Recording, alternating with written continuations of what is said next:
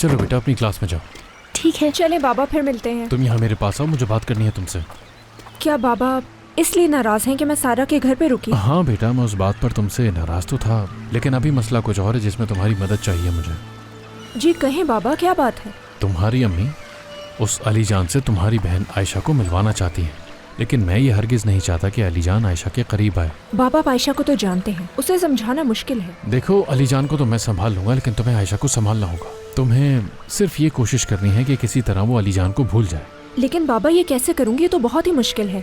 जब आयशा किसी बात पे इसरार करती है तो बहुत ही जिद्दी हो जाती है, कुछ नहीं सुनती। देखो बेटा, मुझे नहीं मालूम, तुम्हें सोचना होगा इस बारे में कि आयशा को कैसे दूर रख सकते हैं उससे। तुम उससे ये कह सकती हो कि वो उसके काबिल नहीं है। वैसे भी वो लड़का मुझे अच्छा नहीं लगता। ये उसे बताओ।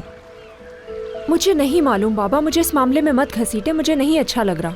क्या मतलब अच्छा नहीं लग रहा? तुमसे ना कहूँ तो किससे कहूँ ये?